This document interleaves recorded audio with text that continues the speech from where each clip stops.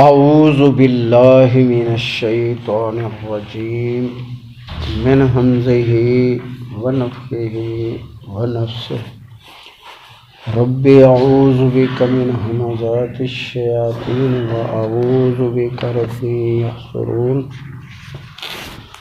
وَلَقَدْ مَنَنَّا عَلَى مُوسَىٰ وَهَارُونَ، اور یقیناً ہم نے احسان فرمایا موسیٰ نبی اور ہارون علیہم السلام پر۔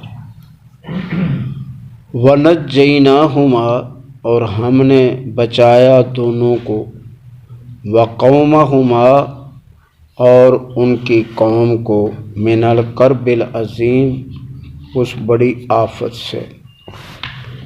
تو یہ مصیبت کیا تھی؟ دریا کے اندر تھے، تو پانی کا کیا کام ہے، وہ تو اپنا لیول برابر رکھتا ہے۔ تو بہرحال اللہ سبحانہ و تعالی نے ان کو بچایا اور پھر باقیوں کو ڈبو دیا۔ وَنَصَرْنَاهُمْ فَكَانُوا هُمُ الْغَالِبِينَ، ہم نے ان کی مدد کی، پس وہ ہو گئے غلبہ پانے والے۔ وَآتَيْنَاهُمُ الْكِتَابَ الْمُسْتَبِينَ، اور ہم نے ان کو کتاب یعنی تورات عطا فرمائی جو مسائل کو کھول کھول کے بیان کرتی تھی۔ وَهَدَيْنَاهُمَا، اور ہم نے ان کی رہنمائی کی، الصراط المستقیم، سیدھے راستے کی طرف۔ تو سیدھا راستہ جو ہے وہ ایک ہی ہے، آدم علیہ السلام سے لے کر محمد کریم صلی اللہ علیہ وسلم تک۔ اس لیے ہم ہر نماز میں یہ دعا کرتے ہیں، اہدنا الصراط المستقیم، اے اللہ ہمیں سیدھا راستہ دکھا۔ صراط الذین انعمت علیہم، راستہ ان لوگوں کا جن پر تو نے انعام کیا ہے۔ تو آدم نبی پر اللہ نے انعام فرمایا، جیسے ابھی ان دو نبیوں کا تذکرہ فرمایا ہے، تو ان پر بھی اللہ نے احسان اور یہی چیز بیان کی ہے کہ ہم نے مننا احسان فرمایا ان دونوں نبیوں پر، جبکہ نبوت سے پہلے نبی کو کوئی پتہ نہیں ہوتا کہ میں نبی بننے والا ہوں کہ نہیں۔ پھر جب وحی آتی ہے اور اللہ تعالیٰ فرماتا ہے یا اللہ تعالیٰ خود کلام کرتا ہے تو یہ بات واضح ہو جاتی ہے۔ تو یہ صراط مستقیم ہے اور راستہ ان لوگوں کا جن پر تو نے انعام کیا ہے، اور نہ ان لوگوں کا راستہ جن پر تو غضبناک ہوا، اور نہ ان کا جو گمراہ ہو گئے۔ تو جن پر اللہ تعالیٰ غضبناک ہوا ہے یہ یہودی ہیں اور گمراہ عیسائی ہیں، لیکن یہ معاملہ دونوں کے ساتھ ہوا ہے کہ ایک دفعہ بندر بنے بنی اسرائیلی، اور پھر خنزیر بنائے گئے، اور پھر اس کے بعد عیسیٰ علیہ السلام کے دور میں پھر ان کو بندر بنا دیا گیا۔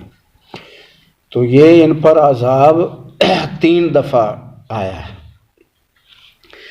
تو بہرحال اللہ سبحانہ و تعالی نے فرمایا کہ ہم نے ان کی رہنمائی کی سیدھے راستے کی طرف۔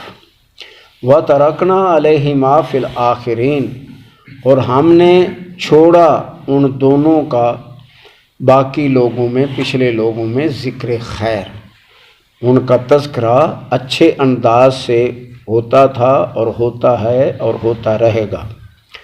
سلام علی موسیٰ و ہارون، سلام ہو موسیٰ علیہ السلام پر اور ہارون علیہ السلام پر۔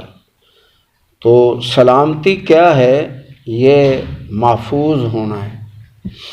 جب ہم کسی کو السلام علیکم بولتے ہیں تو اس کا ذہن میں یہ رکھ لیا کریں کہ تجھ پر اللہ کی طرف سے سلامتی ہو۔ اگر دوسرا کوئی آدمی شبہ ہے تو اس کے بارے میں کہ اللہ تعالیٰ تجھے ہدایت دے، یعنی جس طرح نبی علیہ السلام نے فرمایا کہ تو اسلام لے آ اور سلامتی پا جائے گا، تو اسی طرح ہے سلام جو ہے وہ، اور تیسرا معنی جو ہے وہ ہے کہ میری زبان اور میرے ہاتھ سے تو محفوظ ہے، سلامتی میں رہے گا، میں تجھے تکلیف نہیں دوں گا۔ اور اس سلام بلانے کے بعد آدمی پھر کسی کو تنگ کرتا ہے زبان یا ہاتھ سے، تو سمجھے کتنا برا آدمی ہے اگر ستاتا ہے۔ دیکھیں ابو ذر غفاری رضی اللہ تعالی عنہ، ابھی ہم نے حدیث پڑھی یعنی اختتام پر ریاض الصالحین، کہ انہوں نے بلال رضی اللہ تعالی عنہ کو کہہ دیا کہ اے کالی ماں کے بیٹے۔ اب اس پر نبی علیہ الصلوۃ والسلام نے فرمایا، حالانکہ یہ غفاری کون ہے، مہینہ پورا بیت اللہ کے غلاف میں چھپے رہے، مہینے کے بعد نبی علیہ السلام سے ملاقات ہوئی، اسلام لائے بیت اللہ میں یعنی مکہ مکرمہ میں، پھر مہاجر ہیں اور پھر بدری ہیں، تو کتنی فضیلتیں ہیں۔ تو اللہ کے نبی صلی اللہ علیہ وسلم نے فرمایا فی کا امر جاہلیہ، تیرے اندر ابھی جہالت باقی ہے۔ اور پھر اور حدیثوں میں آتا ہے کہ ابو ذر غفاری رضی اللہ تعالی عنہ نے معافی مانگی کہ بلال مجھے معاف کرو، تو انہوں نے کہا معاف کر دیا اللہ کے لیے، کوئی پریشانی نہیں۔ آپ نے فرمایا نہیں، اس زبان کو آئندہ جو ہے کنٹرول رہے، میں لیٹتا ہوں میرے منہ پر قدم رکھ اور گزر، پھر سمجھوں گا آپ نے معاف کیا، تاکہ آئندہ یہ غلطی کرے ہی نہ۔ وہ لوگ اتنے دانش مند تھے کہ آخرت سمر جائے، دنیا جاتی تو جائے دفع ہو، دنیا کی کیا حیثیت ہے۔ تو اس لیے اللہ کے دین کے سامنے کوئی بڑا نہیں ہے، اللہ کا دین سب سے بڑا ہے۔ تو سلام علی موسیٰ و ہارون یعنی سلامتی ہو، تو ہم کہتے ہیں کتنے معنی، کہ پہلے کہ اللہ کی سلامتی ہو تجھ پر، میری زبان سے اور ہاتھ سے تو محفوظ ہو گیا ہے، آئندہ میں تیرے سے ایسی غلطی نہیں کروں گا۔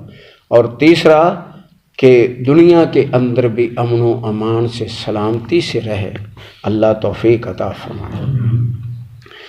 انا کذالک نجزی المحسنین، بے شک ہم اسی طرح ہی اچھی جزا دیتے ہیں ہر نیکی کرنے والے کو۔ انہما من عبادنا المؤمنین، یقیناً وہ دونوں میرے مومن بندوں میں سے تھے۔ وَإِنَّ إِلْيَاسَ لَمِنَ الْمُرْسَلِينَ، اور الیاس کا بھی تذکرہ کریں علیہ الصلاۃ والسلام، وہ بھی نبیوں میں سے تھے علیہم الصلاۃ والسلام۔ قال لقومہ، جب انہوں نے اپنی قوم کے لوگوں سے فرمایا، الا تتقون، اللہ سے کیوں نہیں ڈرتے، اتدعون بالا، کیا تم دعائیں کرتے ہو، مانگتے ہو بال سے۔ یہ شہر کا نام بک تھا، اور یہ بال ان کا بڑا بت تھا، اس کے نام پر ہی اس کا بال بک نام پک گیا بعد میں۔ تو اللہ کے نبی فرما رہے ہیں الیاس علیہ الصلاۃ والسلام کہ کیا تم عبادت کرتے ہو بال کی، وتذرون، اور چھوڑ دیا تم نے احسن الخالقین، جو تخلیق دینے میں پائیداری اختیار کرتا ہے، یعنی بہت زیادہ اچھی تخلیق جو ہے وہ اللہ دیتا ہے، جیسے انسانوں کو اور باقی مخلوقات کو۔ تو جیسے والتین میں بھی یہی آیا ہے کہ ہم نے انسان کو بہت اچھے ڈھانچے میں پیدا فرمایا ہے، اور حدیثوں میں بھی آتا ہے کہ اللہ تعالیٰ نے آدم علیہ الصلاۃ والسلام کا چہرہ مبارک اپنے مبارک ہاتھوں سے پیدا کیا ہے، اور اتنی شان اور اتنی اللہ کے ہاں اس کی قدر انسان کی، تو یہ پیشانی جس نے وہ اپنے مبارک ہاتھ سے بناتا ہے، غیروں کے سامنے جھکے یا ان کے مذہب کو صحیح کہے، تو اللہ فرماتا ہے کہ اے آدم کی اولاد، مجھے اذیت نہ دو، مجھے کیوں اذیت دیتے ہو، کیوں ستاتے ہو۔ تو یہ اللہ کو ستانا ہے، اور تم نے چھوڑ دیا ہے اللہ کو۔ اللہ ربکم، اللہ وہ ہے جس نے تم کو پیدا کیا ہے، ورب آبائکم الاولین، اور اس نے پیدا کیا ہے تمہارے پہلے باپ دادا کو سب کو، فکذبوہ، اس سیر حاصل واز کے بعد بھی انہوں نے تکذیب کر دی کہ جھوٹ بول رہے ہو، ہم سے بڑا بننا چاہتے ہو، فإنہم لمحضرون، یقیناً الیاس علیہ السلام کی قوم بھی جہنم پر پیش کی جائے گی، الا عباد اللہ المخلصین، مگر بچیں گے وہ جو ان میں بھی تھوڑے بہت جو بھی اللہ کو منظور ہے، مخلص اس کے بندے تھے، یعنی اللہ سبحانہ و تعالیٰ کے۔